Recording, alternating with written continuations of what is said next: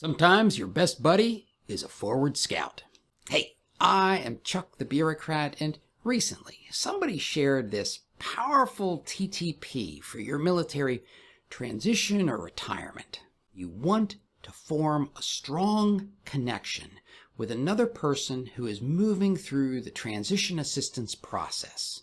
But this person has to have a couple of very, very important attributes. The first and probably most important attribute of this transition battle buddy, they need to be about 6 to 8 months ahead of you so that they can pass messages back about pitfalls or surprises that you may be coming up on.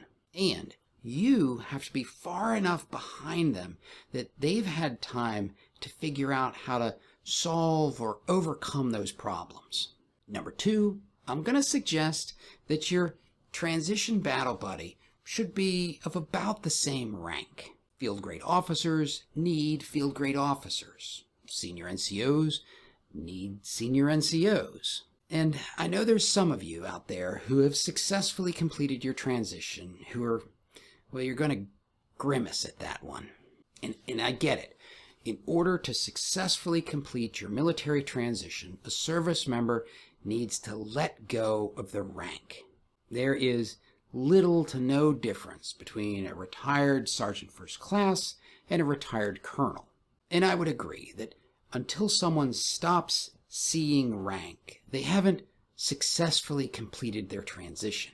But while a person is still in the transition process, it does help to have a battle buddy who is of about the same rank. The reason for this is that there are some experiences and decisions that will be influenced by rank. One of the ones that really surprised me was the difference between how O6s and E9s view VA disability payments.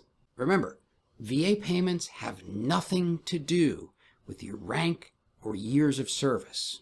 So for an E7, their VA payment can easily fill the gap between what they were making on active duty and their pension.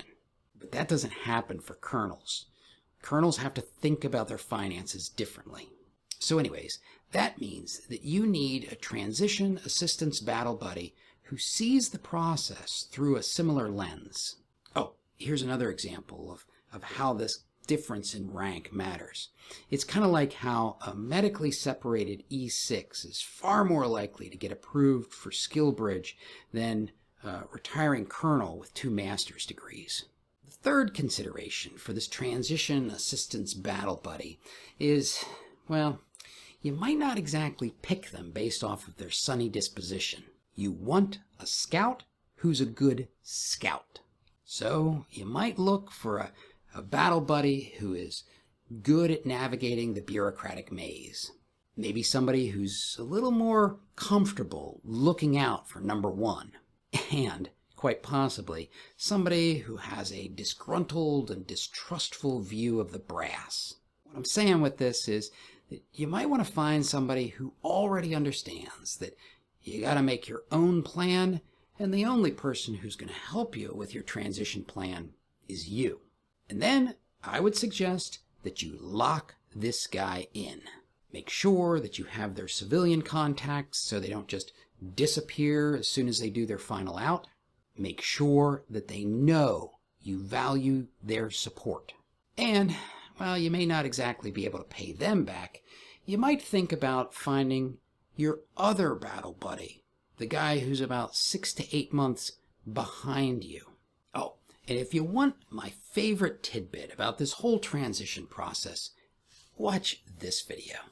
There are about 4 decisions that you have to make after you're retired, and they will absolutely punch you in your face if you don't know they're coming. So